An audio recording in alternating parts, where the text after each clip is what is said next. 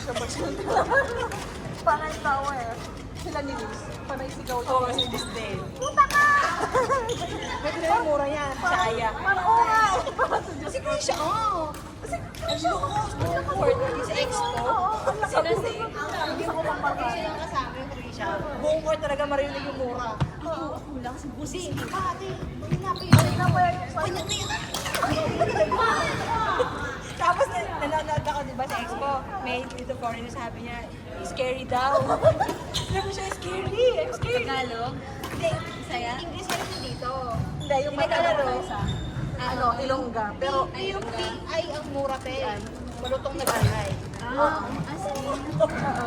kaya, hindi sa'yo mas Sa Ilonggo. Ano yun? Ikapi ay sa Tagalog. Pero medyo sweet pa kayo mag-ano eh. Ang balat din po. Hindi ka na eh. Pero medyo maganda yung ano nyo. Yung malambing kayo pagkaka-distribution nyo. Kasi ganun siya kasi, Sarap ulit.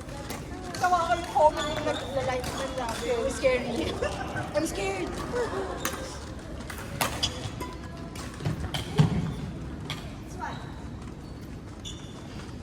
Gusto ko maglalaro ka. Yan. Sayang.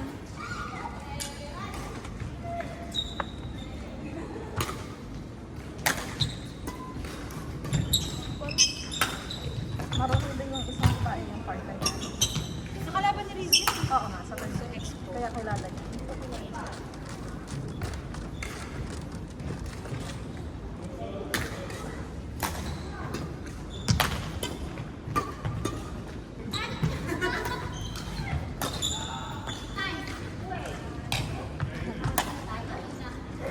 Parang maubos ang tubig ko. Serious ko, gusto ko yung ano eh. Puno yan kanina, ang dinala kayo. Puro tawa eh. Natatawa ako dun sa bumagsak yung bola dun sa ulo niya. Sinabi ko kayo, Yung partner niya, natatawa pero ano lang yung tawa. debut lang, no? So, ganun lang. Natawa lang talaga. Sinabihan ko na si Riz, hanapin niya dyan sa video. Kasi sakto rin sa ulo niya score. Dito sa video. Sabi ko hanapin. Ay, yun. Bumagsak sa ulo mo. Ay, oo. Talaga yung timing na yun. Feeling ko cute yun. Natatawa ka. Meron siya kanina. Ay, alam ko nag-cute ba? Sino? Sino? Wala. Baka may nakikita ka ulit. Dami.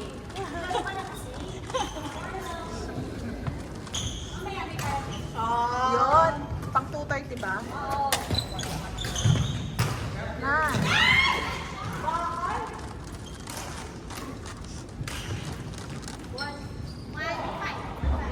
May nilalaroan kami ni Chris pag Thursday.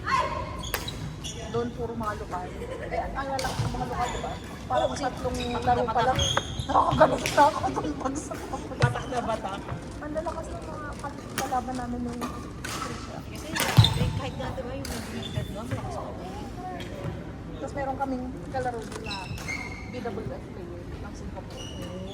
Pero final na, basta hindi na kami. Pero magaling pa din yun. Grabe pag pumalo talaga, wasak yung Ano talaga. Kumbaga, hindi lang siya makakakilos ng mabilis, pero Hindi na siya covered niya nagrarun. pa din yun. Tsaka ang ganda ng ano niya, ng mga palo. Talaga.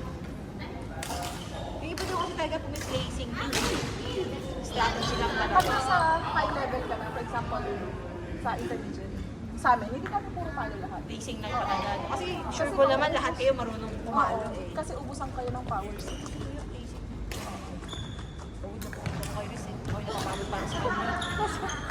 Dito na sa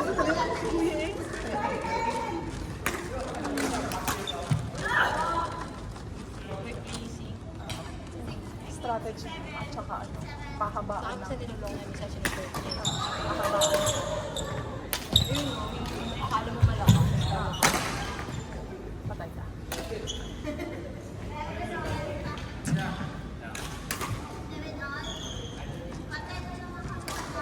Balik ka ulit today, tapos laro kayo ulit. Singapore pa ulit, after ilang months.